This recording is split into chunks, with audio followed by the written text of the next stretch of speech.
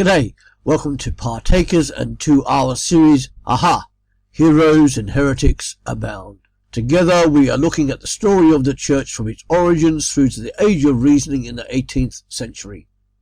Last time we looked at the Protestant Reformation gathering apace in 16th century England. The main issue in the 16th century, as we saw together, was none but Christ saves.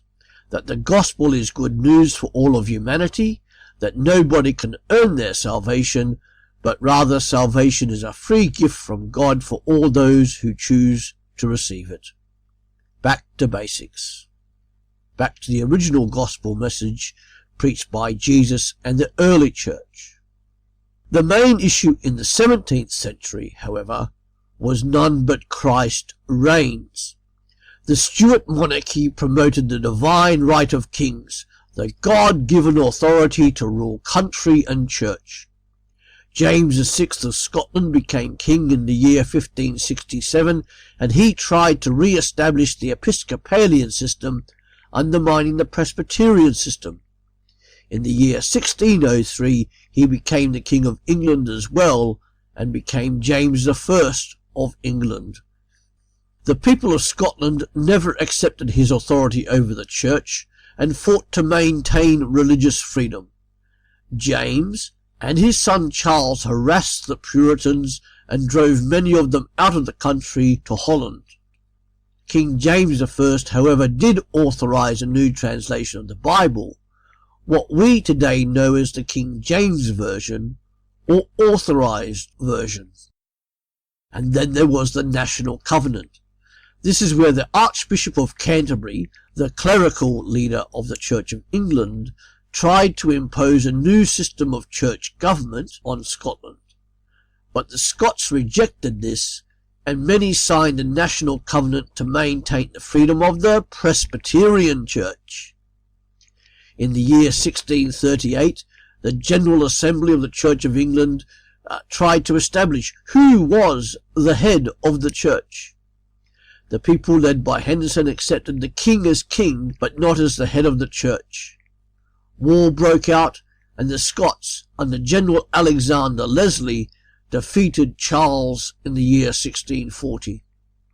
In the year 1643, both the English and Scottish Parliament signed a covenant binding themselves to seek the reformation of religion along reformed lines.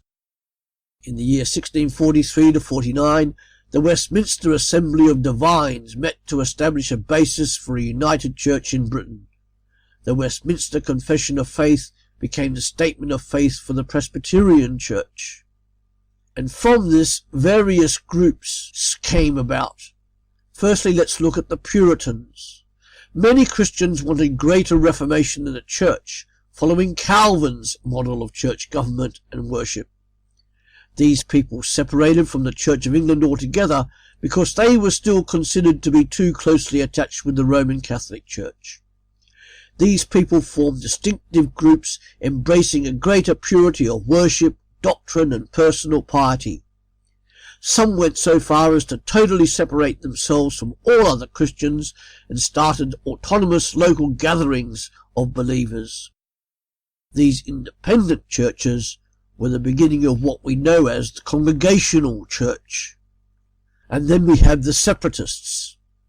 These group of people, the Separatists, were persecuted by both the Roman Catholic Church and the Protestant churches, and many were driven out of England to Holland, where there was a greater degree of religious freedom. They were hounded out of England by King James I, and then subsequently by King Charles. Many, as I said, left for Holland. However, in the year 1620, some returned to England and left for America, originally called New England, on the ship the Mayflower. They wanted a new land where they could worship God with total freedom and virtually establish his kingdom on earth.